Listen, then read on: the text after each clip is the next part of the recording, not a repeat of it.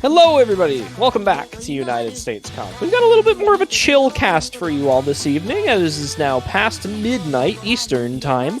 We have the final match of the round of 16 here. It is Kentucky versus Ohio. This is your 30th seed versus 14th seed matchup. This is also a loser's bracket round 1 matchup, meaning that one of these teams will be going home today, and the winner will be moving on to the next round of the loser's bracket to face off against the 9th-seeded Massachusetts. I am Chili Repair once again, and I have been joined by a new caster now. It is iFlame again. Good evening. Good evening. Switching things up, and it's past midnight. Commentary goes out the window a little bit as you do past midnight. So I have to ask: is Ohio the only state that has a non-rectangular flag? I actually don't. I want to say yes, so. But I can't be part of that. Regardless, we might as well go over the two teams quickly, as I assume we are waiting for the warm-ups. Probably going to have 2 of them, but maybe if lucky, we'll only have none or 1. We'll see.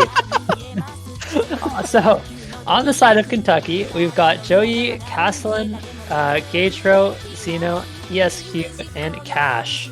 Then, on Ohio, we've got Kablaze, Tallulah, Shotgun Ape, Bread Instead. Incredible name, by the way. I appreciate that it rhymes. Alex, C99, and Hidden Dagger. Good rosters. Good rosters for both sides. We sometimes get to see maybe the less strong rosters in the losers bracket here, but I actually think this has potential to be a pretty okay match. Ohio, definitely the better team in this matchup. They are higher seeded for a reason, but they've taken a big step back from the potential roster that they both could have had this year and have had in years past. So Kentucky definitely has a better shot in this matchup than I think people expected them to at the start of this tournament. Ohio with a little bit of a blunder to end up in the losers bracket so early. This is, again, Ohio has been a team that has traditionally been top 4 to top 3-ish in this tournament. I mean, they've been a very good team in past years. So this is definitely the roughest their roster has looked so far. But they're going to try and make it work and advance through at least one round of the losers bracket here in this match today. Yeah, they're going to hope so. And I think Ohio, in terms of seed at least, has probably had the biggest drop-off of any state we've seen in quite some time, with a very few key player losses.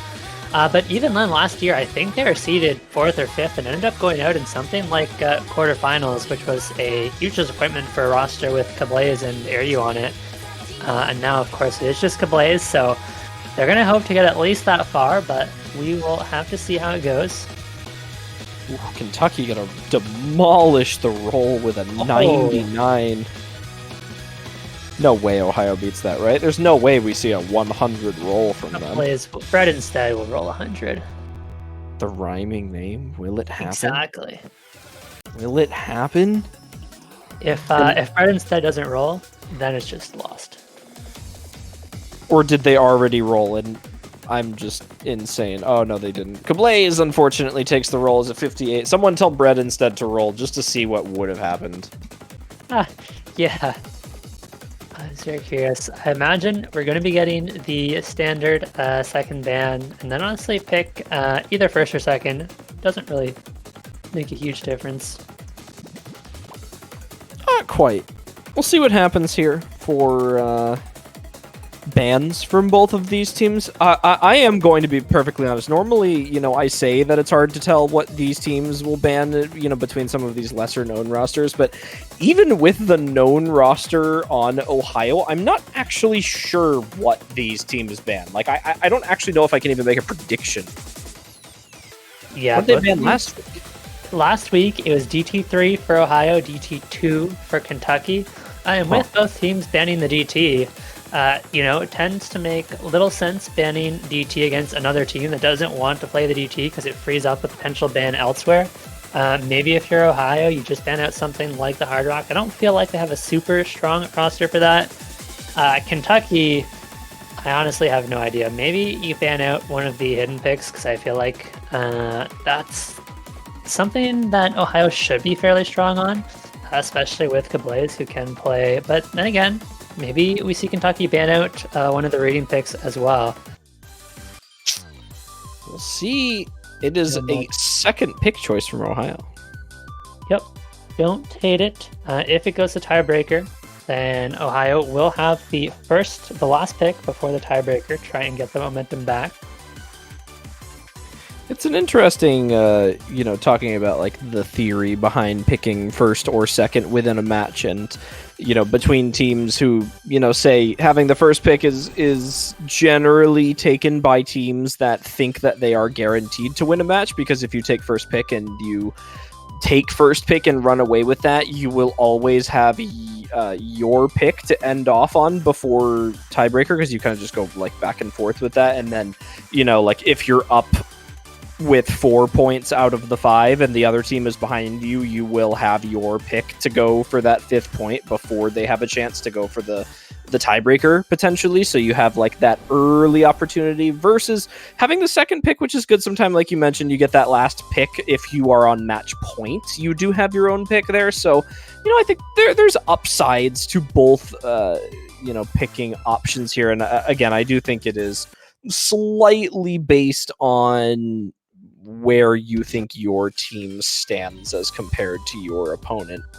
We've got the KFC intro theme now.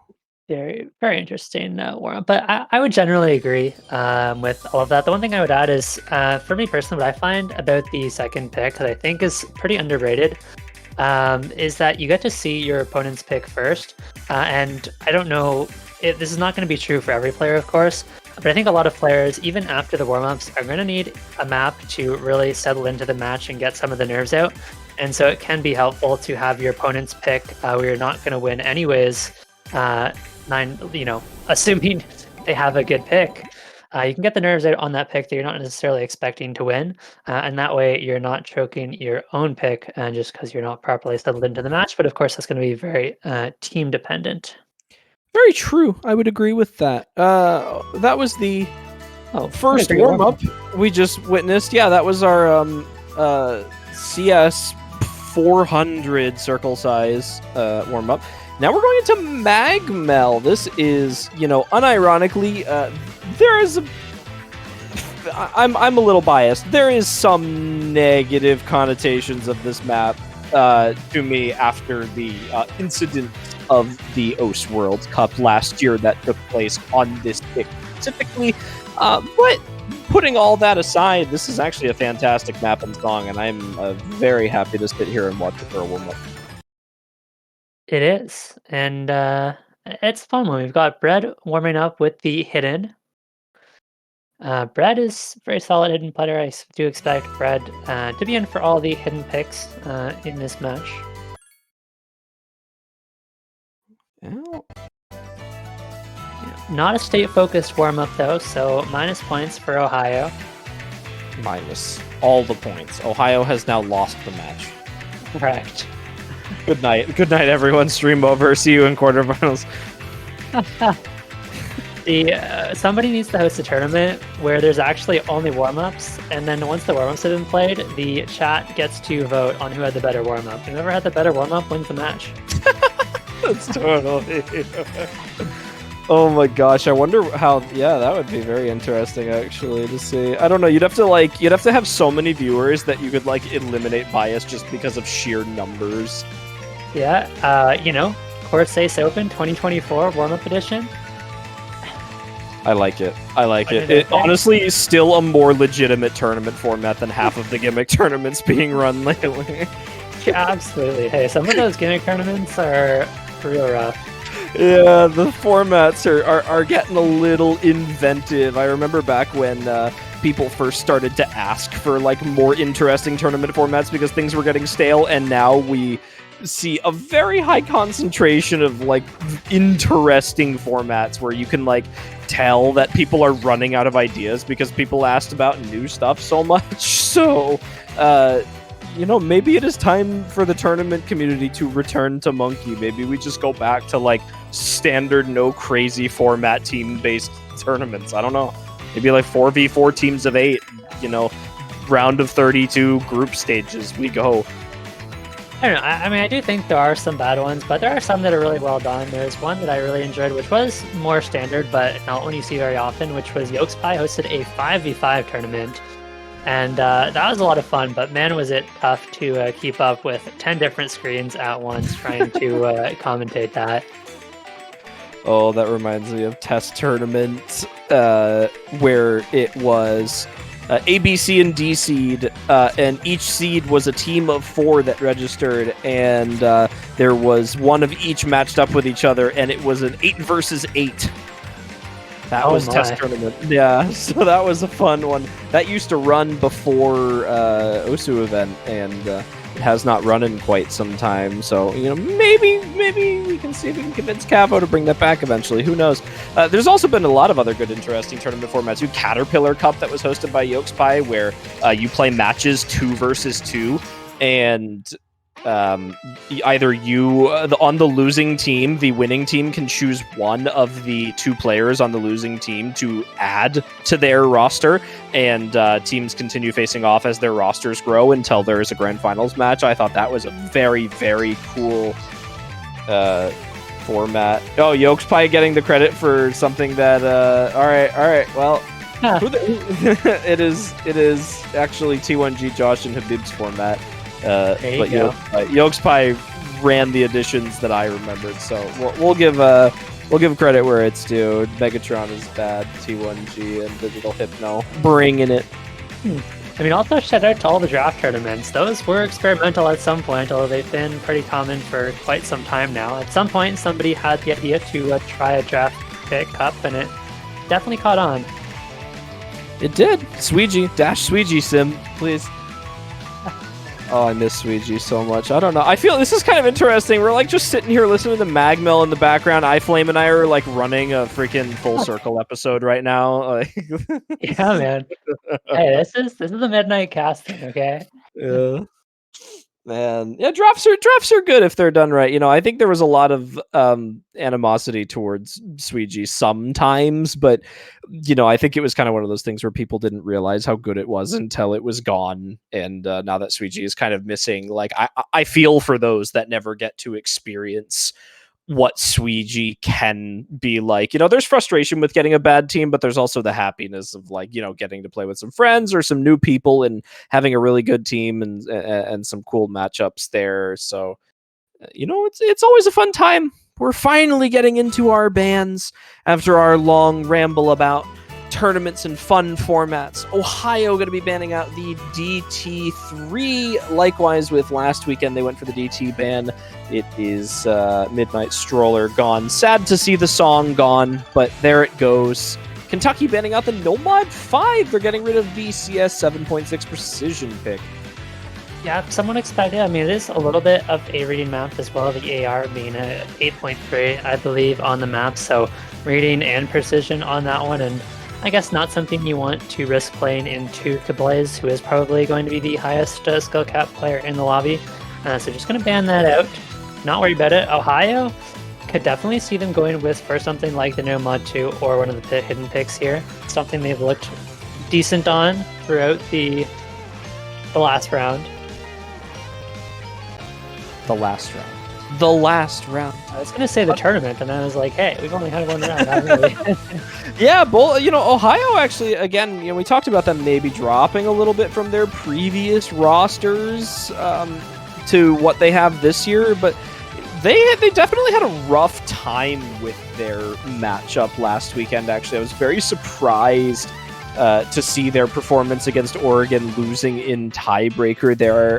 It was a close match in the end, and I think both teams definitely gave it their all. But I was surprised to see them make it so close. They had to come back for tiebreaker basically, and then they ended up succumbing to the Oregonians. It was Kentucky's pick first, actually, apparently. Yeah, and actually that was the only lower seed victory over a higher seed in all of USC last weekend. Was that Oregon-Ohio match.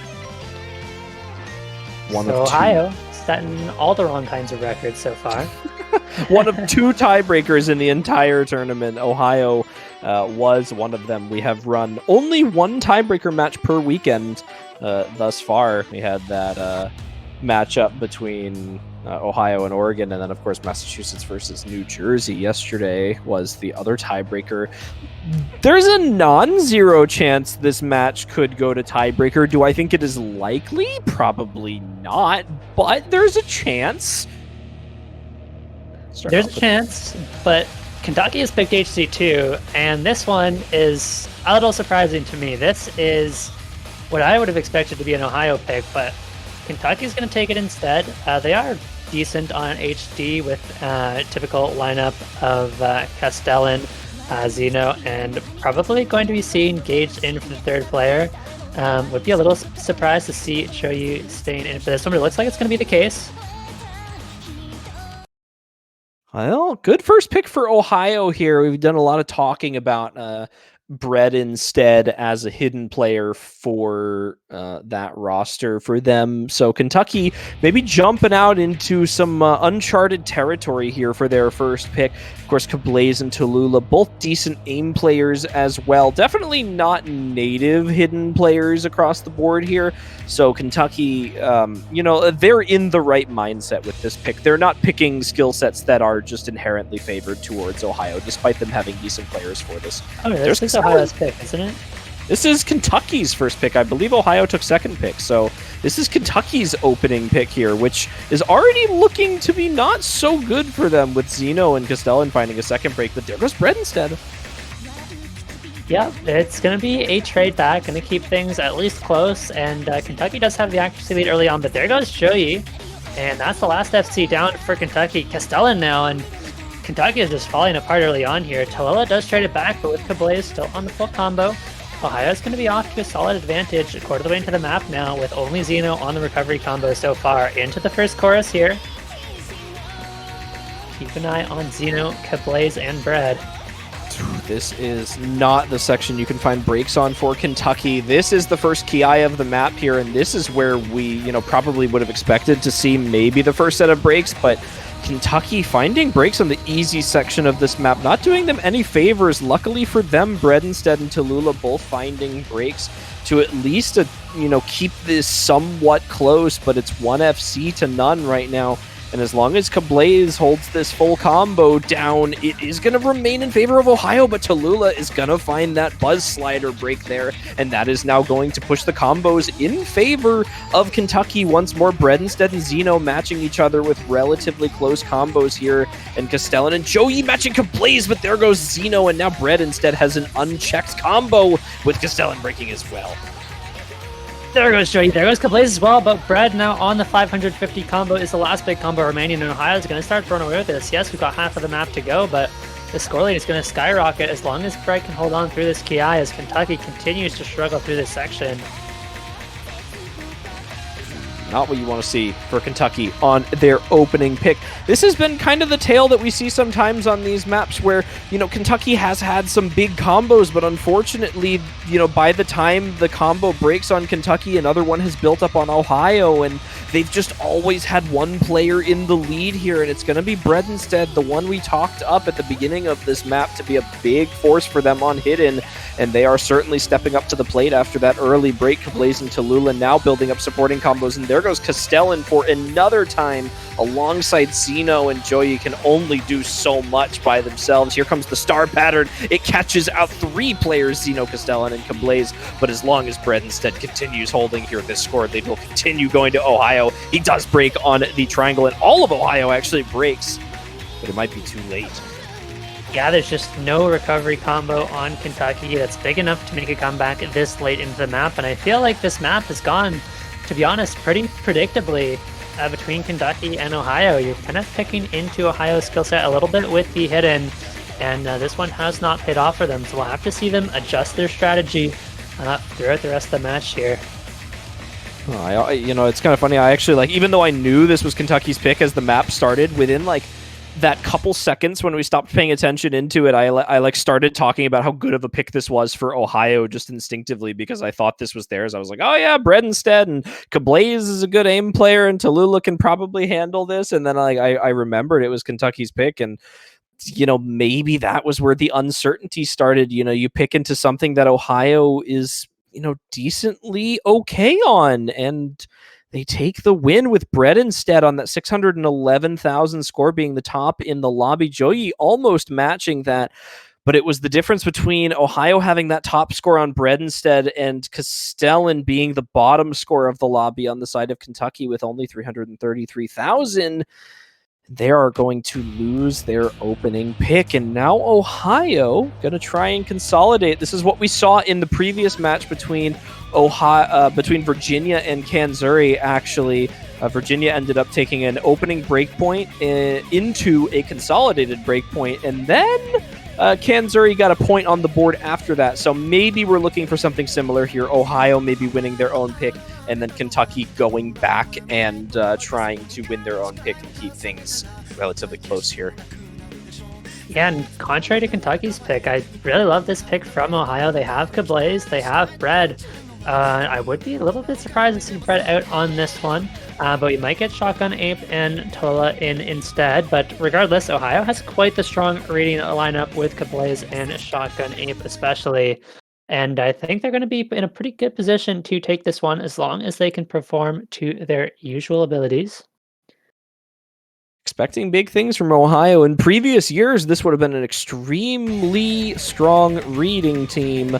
But again, we've seen non-reading teams actually end up winning this map just because this map is, while it is a reading favored pick, this is also very practicable. It's a lot of repeated patterns. And, once you kind of learn them once, it becomes muscle memory for some of the future ones. And, that's why we're seeing players like Tallulah right now who are generally, and he finds a break. All right, it is now Kablaze versus Castellan. Castellan, the big reading player on Kentucky for this map here. Joey looking to put up a supporting combo, and Zeno not having a good time on this, but luckily Shotgun Ape is not either. Yeah, and really neither is Tallulah. It is Kablaze and Castellan, like you mentioned, but even then, Kablaze is about 20 combo behind, so that's going to start to build up, and Kentucky should take over the lead shortly if they can recover their combos. There goes Castellan. That's a really big drop. And now Kablaze is going to start to run away with it. There is Joey not too far behind, so going to at least keep things close, but Ohio's supporting combos are much stronger right now. Tallulah going to be providing that supporting combo, which is going to be enough to bring this away from Kentucky here as Castellan finds another break. Zeno still not able to put up any semblance of a score on this. Very clearly either did not practice this mapper enough or just simply cannot play reading picks whatsoever. But Kablaze putting in the work still. Tallulah finds a break, but not before Shotgun Ape puts up a good supporting combo to have it afterwards. It's also a big accuracy difference between the two teams right now. Again, Zeno really doing the damage. It's a three-way break. Unfortunately, that doesn't work in favor of Kentucky at all.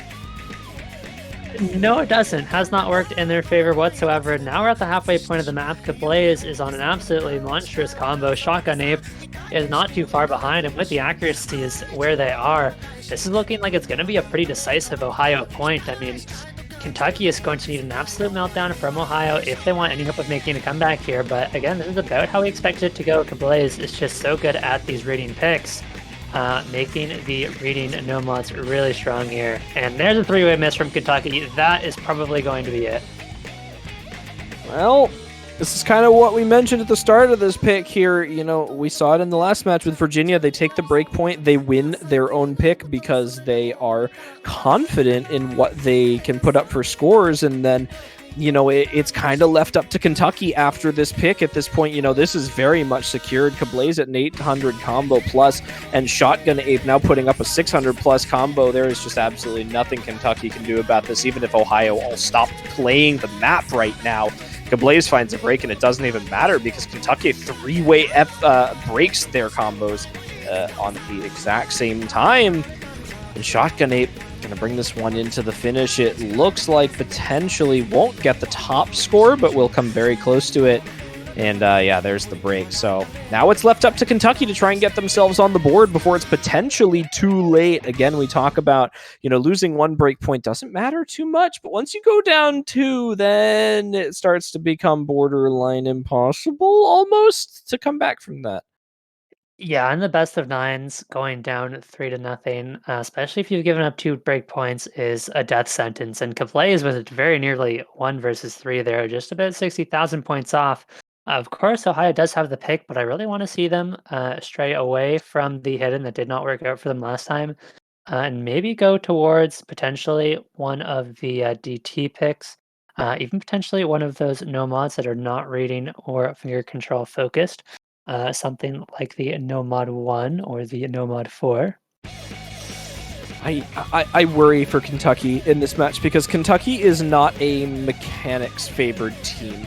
And I think in order to beat Ohio in this tournament, you almost need to be a mechanics favored team because I think that's where Ohio lacks. I think they're a very strong gimmick roster. So, you know, it's kind of like you pick out the skill set that a team is good at, and you either need to be better than that team at their skill set, or you need to have an opposing skill set. And Kentucky, unfortunately, I think falls more into the overlapping skill set category with kind of, you know, gimmicky-ish things.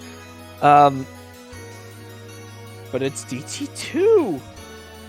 Yeah, I mean, this does make a lot of sense. Of course, both these teams did ban out the DT's last match, but Ohio opted to ban it out again this match. Kentucky didn't feel the need to do so.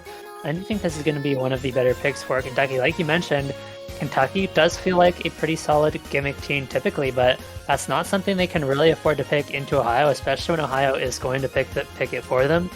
And so DT, well, doesn't feel great for Kentucky. It's going to be one of the better picks for them in this pool. I'm hoping it is, you know, maybe just the nature of DT2 being the most basic map in the pool, but again, you know, regardless of what Kentucky is good at, this is kind of what I was trying to get at is, you know, even if you're picking into the same skill set, if you kind of overlap, you need to be the better team on this skill set. And the one thing that's really sticking out to me right now is that Ohio has Tallulah, who is quite literally just the DT specialist in this lobby right now. But maybe Kentucky's got something up their sleeve here. You never know. I would love to see them get a point on the board here, keep this match going a little bit longer. So we'll see if Joey, Zeno, and Castellan have something for us on this pick. Zeno's been having a little bit of trouble on this pool so far. Likewise, you know, Joey and Castellan finding a couple unfortunate breaks, so maybe this will be their opportunity. Yeah, I think Kentucky's going to be hoping on this one that you have at least one player to match Tallulah, who actually has found an early miss along with Alex. And then other than that, you're just going to want the better supporting combos for Kentucky. And so far, they do have them with a triple reset for Ohio. And Kentucky's off to a good start. We've got a lot of map to go and a lot of time for Ohio to make a comeback as Kentucky finally finds their first miss as Zeno goes down yet again. Big misses for Ohio. There goes Shotgun Ape as well. Man, wow, a three-way FC break already for Ohio on this pick. This is just not what I was expecting. We've seen teams absolutely shred this map because of how simplistic it is this week. And, you know, I guess maybe this is just the difference between loser's bracket and winner's bracket in round of 16. You know, you got this shift in team and how comfortable they are. Castellan's going to find a break, but it's going to be Joey to hold it down for Kentucky right now. It's going to be difficult for him to do so given the building combos on Ohio. But Zeno's trying to support this. They need to see a break on Ohio once again in order to keep this confidently. But they're up over 200,000 still. Yeah, they built up a really good lead for themselves, and Joey's FC is going to be worth a lot more than the high combos of Ohio. We do see a miss out of Shotgun Ape, which is going to help out Kentucky even farther, but now there's a lot of pressure on Zeno to hold on to this big combo, because if we do see a miss out of Zeno, all of a sudden Tallulah and Alex are more than enough to make a comeback against Joey here. Well, yeah, we definitely need to see another break. Oh, big shakes from Alec on that, but he does hold, and unfortunately for Kentucky, it's going to be Zeno and Castellan. Castellan falling apart on this. Luckily, Alec is trading out multiple of these breaks, and with Shotgun dropping the combo as well, it's going to be Joey. Oh, no! Oh, Tallulah is going to bring this one in unless we see another unfortunate break like we saw at the beginning. He has the potential score for it. This is what I was worried about when you pick this into Tallulah, but he could break. There is a chance. That means 200,000 points as well, and it's going to be close, especially if the other players on Ohio, like Alex, continue to find misses. It's going to be close even if Tallulah does hold on to the FC. And if Kentucky can build up their supporting combos and these supporting combos in Ohio continue to fall apart, then there might not be enough time, but Shotgun Ape is there. Tallulah continues to hold. It's going to be really close into the ending. It's not going to be enough. I don't think it's still 100,000 score, and Tallulah just simply doesn't have enough. And there goes the break from Alec, and Kentucky is on the board. Wow. There goes the point they needed. Yeah, they at the very least have a chance in this match. 2-1 is manageable. You need one break point at some point in the match, which of course doesn't feel like the end of the world, as opposed to the 3-0 deficit, which is absolutely brutal. And Ohio does have the next pick, so they're going to be looking to get some momentum back, possibly with another one of those read-in maps, possibly with the other hidden pick. Yeah, this is an interesting one. You know, Kentucky, they're on the board with their own pick there, but you know, it's good in the temporary, but it worries me a little bit. You know, luckily they won that pick, but at the start I mentioned a player like Tallulah on a map like that can be quite dangerous, and you know, you can kind of see the difference in scores. If Tallulah didn't find that one miss, Kentucky simply did not win that pick. You know, unfortunately, he got kind of gapped by, you know, his teammates' performance on that versus Kentucky, you know, having the better overall 3 roster for that. But that could have been very bad for Kentucky if he didn't find that early break. So good on them, but they should still tread carefully. Yep, certainly true, but it's really the same for Joey, who I believe only missed at one point in the map. So it really does go both ways. And so Kentucky, at the end of the day, are just going to be happy they got themselves a point, and I don't think they're going to be too concerned about the score there. It was enough of a gap, I think. It was, you know, it was under 100,000, but that, you know, it's a gap nonetheless. So we'll see how this runs for them into the future of this match, where, you know, they do have DT1 available to them, so maybe if they're feeling okay on the speed overall, or maybe even free mod 3 if they think they have an opportunity to win on tapping. But not before Ohio goes for Hidden 1. This is kind of the... this map is an interesting middle ground between, like, a tech pick and a flow aim pick. But either way, based on the previous Hidden performance on Hidden 2, I fully expect Ohio to be quite comfortable on this. Yeah, I mean, Blaze and Bread are just such a strong Hidden roster on just about any Hidden pick. Especially these ones that aren't super reading intensive. I do think Bread has a little bit of a tougher time with perhaps some of those reading heavy picks, but with no reading in the Hidden pool this time around, that is going to be perfect for Blaze and Bread instead. And they're going to be looking to run away with this one yet again.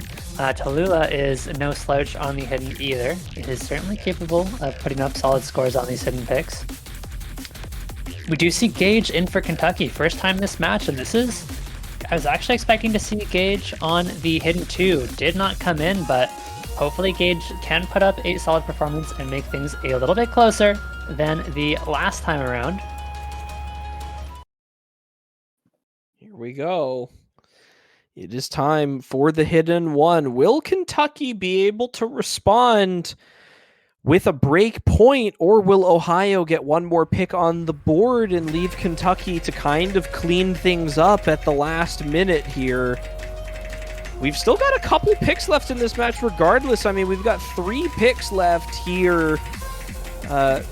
Fortunately for Ohio, 2 of those are their picks. Unfortunately for Kentucky, it means that in order to keep this match going for longer than that, they need a break point, which is looking potentially possible here. You got breaks from Joey and Kablaze at the beginning. Unfortunately, Gagero is going to find another combo drop, so leaving it just Zeno now to fend for himself against Bread instead and Tallulah. Yeah, Gage not having a good time. There goes Zeno. That's the last big combo on Kentucky. There is still Joey, who's trying their best to match Tallulah. Bread does fine. It's going to slow the bleeding a little bit for Kentucky. Tallulah as well. Now it's only Kablaze on the high combo, but it's a full reset from Kentucky, and so Ohio is going to be off to a very big lead as long as Kablaze can hold on here. Oh, there goes Kablaze too, actually. Tallulah's was a Boncho miss, and so Ohio are looking fantastic right now. They are, but Joey has recovered very well from that Joey early initially break. Also Bancho missed. Wait a minute. I'm just getting trolled by Bancho. We're getting absolutely beamed by the client. This is big for Kentucky, though, if we see one more break from the side of Ohio, but it kind of has to come from Tallulah. Bredensted's got a big supporting combo. Joey misses a stream, and now Tallulah is going to be the hero for Ohio on this hidden one pick. Unfortunately, his miss on DT2 may have been the difference between them winning and losing that pick, but his performance on this hidden one is definitely going to be the difference of them winning this one now. And as we come into the last sixth of the map here, Ohio with too great of a score lead for Kentucky to come back. Yeah, I mean, at the start of this map, I called out Kablaze and Brett as being a really strong lineup for this hidden pick, and yet it is Tallulah who's putting up a really strong carry performance. Going to be getting probably around 650,000 and making this a very decisive win for Ohio, putting them up 3-1, leading by 2 once again. There it is for Ohio. Again, I've been drawing a lot of similarities between this match between Ohio and Kentucky and the match we saw immediately before this with Virginia and Kansas, where, you get the break point at the beginning, you win your own pick, one pick goes over to Kentucky, and then this is where the difference is going to come in this match. So it's going to be the Hard Rock 2 for Kentucky. They're going to go in on the pick for Mythologia's End with the stream. I want to make a very important note as well. This is exactly what happened between Virginia and Kansas. And Kansas picked this map, and unfortunately, they lost it. And that was the difference between them getting 1 and 2 points in this match. So the question is, can Kentucky make the turnaround and win this pick in order to get those 2 points on the board and keep this as close as possible? I mean, the answer is definitely not, because it's Monday, all right? The script writers, they got lazy. It's nobody likes Mondays. They're just like, yeah, let's copy the script and paste that over to the second match of the day. This will be big. This will be big for Kentucky. This is not their opportunity to make it back into this match perfectly, but this definitely helps their case in order to move one more pick forward in order to get a break point. Because if they lose this, they now need to win a break point to even stay in the match and then win their own pick and then another break point. If they get this, they can bring it even with just the one, and then it just goes 1-1 pick for match point. So, as much as I don't want to say it because it's not set in stone, this is the type of situation where, Kentucky does almost have to win this. Yeah, very scary as well, because Tallulah is the type of player who can absolutely put up a very strong score on this Hard Rock pick. I don't know. We've seen even the best Hard Rock players in the world find some unfortunate breaks on this pick, given the nature of how these streams are shaped in the old style of things here. Of course, on a 108 style pick here, so there's potential for anything. Ohio has looked a little bit more consistent in this match thus far, which might give them a slight edge on this, but Kentucky pulled out that DT2, so they clearly have the mechanics available to spend on this pick, and Alex C is going to be finding the first break for Ohio, similarly to what we saw on the DT2. We saw a lot of early breaks from Ohio, especially Alex there. Gaedro is going to trade this one out a little bit earlier than we saw in the DT pick, however, so only a small gain for Kentucky. Yeah, but the accuracy is... Okay, there goes 2 Ohio combos, and they're the big ones. This is going to be a massive advantage for Kentucky all of a sudden. Not only that, but the Ohio accuracy is nowhere to be seen. Kablaze is on a 94, Alex is on a 92. The best accuracy is Tallulah on the 96, and Tallulah has found another miss, dropping that accuracy yet again, whereas we still got 2 FCs on Kentucky, and okay, 1 FC on Kentucky, but they're still in a really good spot. Joey was the standout player for this Kentucky roster on that DT pick, and he has the opportunity to be that person once again. Gaedro has put up a good supporting combo now after that initial break, so Alex and him are pretty much even. Unfortunately, it's going to be Gaedro finding a break And again, Blaze trades again. Wow, so this is really just going to stay close back and forth between these two teams, but it is all riding on one player for Kentucky right now. Unfortunately, the combo breaks on the supporting scores from Castellan and Gaedro are not quite holding up well enough for Kentucky to be gaining a massive advantage here, and Ohio is keeping this close with Alex and Tallulah right now. Yeah, thankfully, Castellan has recovered just enough to match Tallulah, and Joey is going to hold on to the edge over Alex. And, oh, there goes Kablaze again. That's really going to hurt because, okay, that's a triple reset again for Ohio, and this is really looking good for Kentucky. That might just be it. We do have half of the map to go, but Joey's combo is so massive right now. This is going to start to get away from Ohio really quickly now. As long as these combos on Castellan and Gaedro hold down here, Kentucky's going to be able to put up a very big margin here, and then, you know, you're going to hit a certain point in the map where whatever Ohio does isn't going to matter. Kentucky's going to be able to have a big enough gap, and the break on Alex again there, and Kablaze, and that might just do it for this pick here, regardless of what Kentucky does. I believe they've secured a second point. Castellan trades a breakout with Kablaze, but Gaedro is still besting the scores on Alex and Tallulah, and even then Kentucky has an unchecked FC. Yeah, we are very much past the point of no return here, as Kentucky is very quickly approaching double Ohio's score, and this is going to be a very big confidence booster. You know, we had some questions going into this pick about whether Kentucky could secure it, and they have done more than that. They're going to be getting themselves some confidence back with this one. This is big for them. Joey, unfortunately, is going to miss on what I would actually consider nothing. That was a pretty silly miss there. Luckily, the damage has been done. Ohio would need to recover 500,000 score at the ending of this map, which I believe would actually require all three players to hold their combos all the way through to the ending of the pick. Yeah, and even then it might not be enough unless Kentucky just chain missed the entire ending. Possible. It's possible if Kentucky has a meltdown at the ending of this pick. Maybe if we curse them real hard. Yeah, if all three players on Kentucky break and all three players on Ohio hold, it was possible. Unfortunately, Kablaze has just been getting absolutely demolished by this map, actually. Only 200,000 score from her, as Kablaze and Alex both find breaks there alongside Joey, who is kind of the hero for Kentucky here, despite finding these breaks in the latter half of the map. Castellan and Gaedro doing their job as the supporting players holding the combos into the ending. And that is just simply going to be it. Joey doing the work on the early sections of this map here. Kablaze finding more misses at the ending of this pick along with Alex. And Tallulah can only do so much by himself against this Kentucky roster with the two combos, and a confident victory from them of about 600,000 score. And Kentucky brings it 2-3. Now all they need is that break point away from Ohio to get this even. Yeah, I mean, despite the really good performance from Joey, it was just a solid team effort all around, having the top three scores in the lobby on the side of Kentucky. Kablaze really did struggle with that one. We have last week seen Shotgun in for the Hard Rocks over Kablaze, and so they decided to put Kablaze in this time around, but didn't quite work out for them. Of course, Ohio does have the next pick, and they still have quite a few options. There's something like the No Mod 3 that... Please pick it. There's also the free mod 1 that I do think would be strong for Ohio. You can throw Kablaze on the hidden, Tallulah on the hard rock, and you're looking good.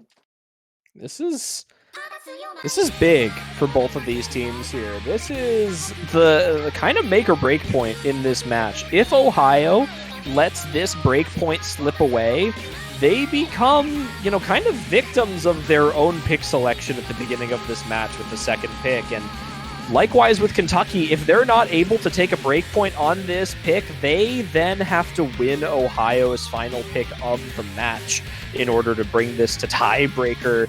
So this is dangerous for both sides here. I do want to say that Ohio probably has a slight advantage in this scenario, given how their roster has looked on gimmick-favored picks, and the fact that a lot of this no-mod pool still remains, which is very gimmick-favored. Yeah, but even then, the No Mod 5 is fanned out, right? So the only, truly gimmick pool left in the No Mod category is going to be that No Mod 3. And I feel like this is probably going to give a little bit more confidence to Kentucky in picking the Hard Rock 1 up next. We are going to get the Free Mod 1. There's no surprises here. Almost without a doubt, I think we're going to see Kablaze, Hidden, Tallulah, Hard Rock, and Bread on the Nomad, and I expect Ohio is going to have a pretty good time on this one. This is a good pick for them. They're staying on that gimmick train.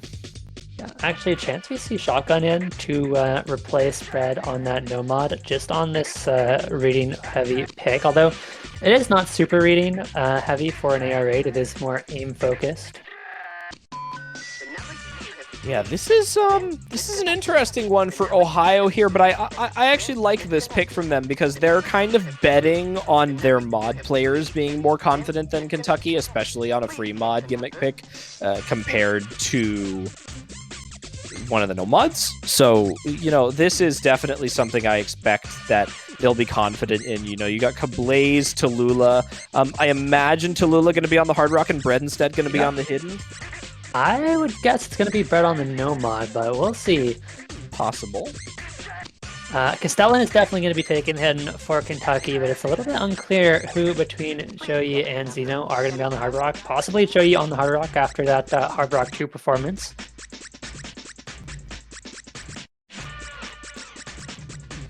This is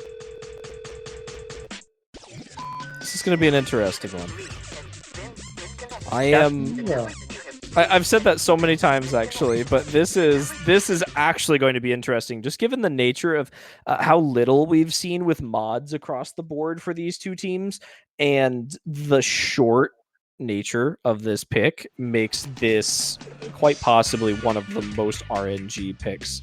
Yeah, and you were right. It is Bread on the Hidden over Kablaze, and I was just way off on the Kentucky mods. It's going to be Joey on the Hidden, Zeno in for the Hard Rock. We'll see how that pays off for them. The mod combinations, yeah, you know, this was kind of understandable. Kablaze, I'm not quite sure what these misses are from her. We actually saw in the California match the other day, Ches Bananas finding a couple of early breaks on this map, but nope, it is continued breaks from Kablaze and even Tallulah now for the side of Ohio, and Kentucky is starting to make this look very doable.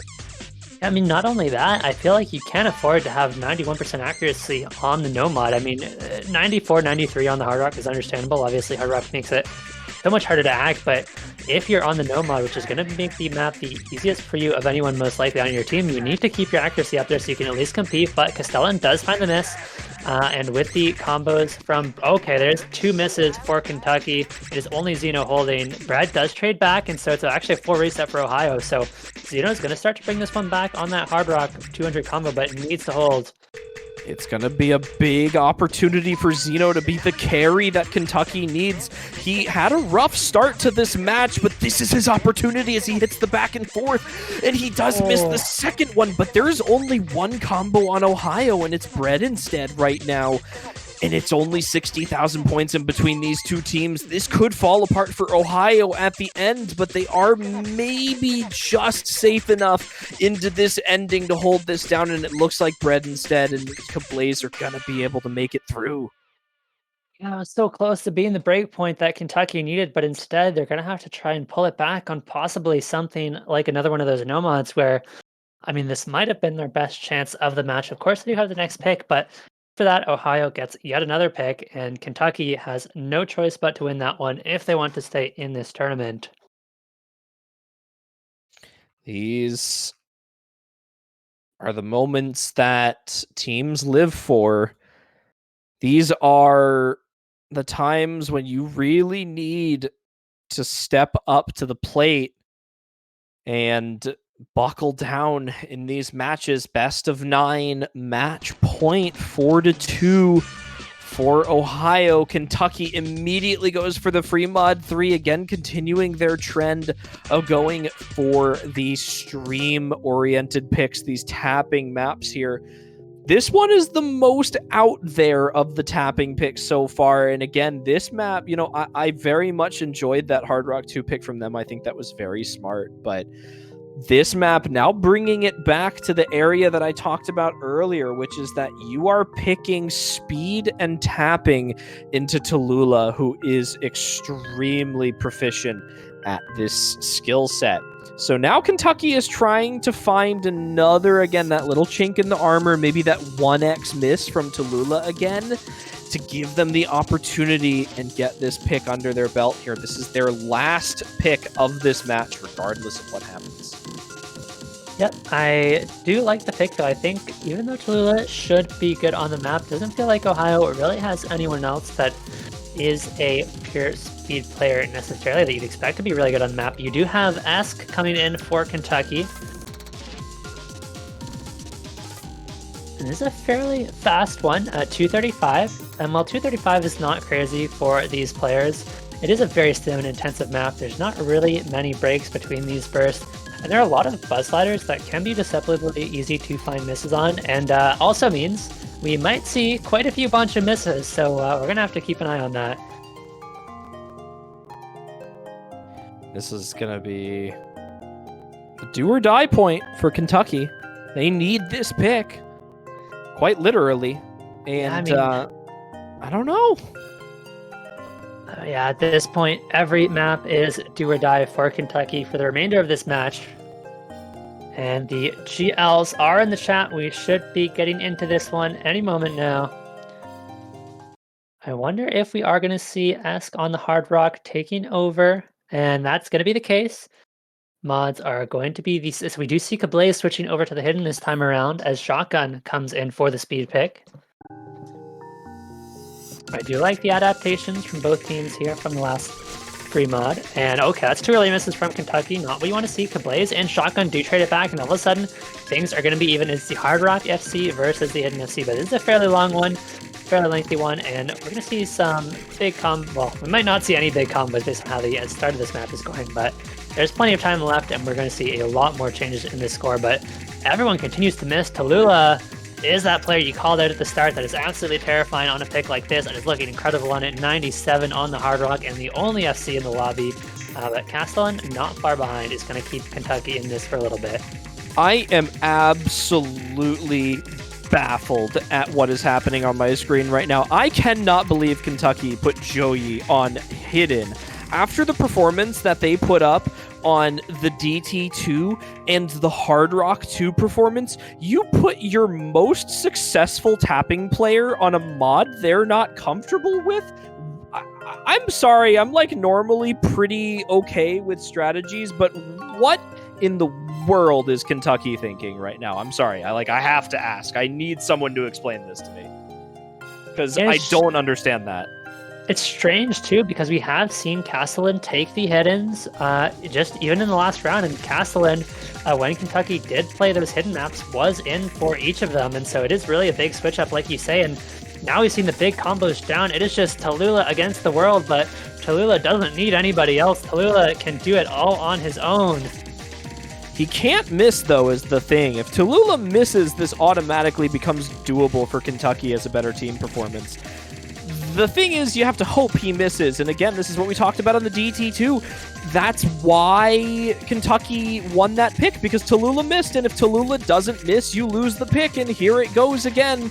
And I'm going to spend the rest of my life wondering why the hell Kentucky put Joey on Hidden, despite him being their #1 tapping performer of the weekend, and Tallulah is just simply going to 1v3 Kentucky into the final pick, and that is going to just be it on the FC. Tallulah doing exactly what he needed to do for his team after that DT2 performance and that one miss, unfortunately, and that is it. Tallulah with the 1v3 literally did not need his teammates. Not that they did much, funny enough. I don't know. I'm not quite sure what happened. No, this is kind of what I mentioned at the start of this map. I was like, outside of Tallulah, you don't really have anyone who can play speed, but clearly it doesn't matter, as Tallulah just does everything on his own on these speed picks. Kentucky kind of fell apart very much at the ending show. You did put up that 400k, but on the Hidden, like you said, not comfortable enough to match Tallulah's score. And so Ohio are going to be taking this one 5-2, and Kentucky, well played to them, but they will be walking away from United States Cup in round of 16. They will. Kentucky now gone. They put up a decent fight at the beginning of that match. They had two good picks after their initial loss, but Ohio, the higher seeded team, proving to be stronger, and Tallulah with the big performances for them today, really helping out in this win. They will now be advancing to the next round of the losers bracket to a significantly harder match than they just had to face off. They are now talking yourself up there, Chillier. I am not talking myself up. I am talking up the fact that they are going to face a 9th seeded team from a 30th seeded team, which is quite literally more than a 3-time step up in terms of difficulty. So, yeah, it certainly is going to be a much tougher matchup for them. Of course, Massachusetts did look pretty solid,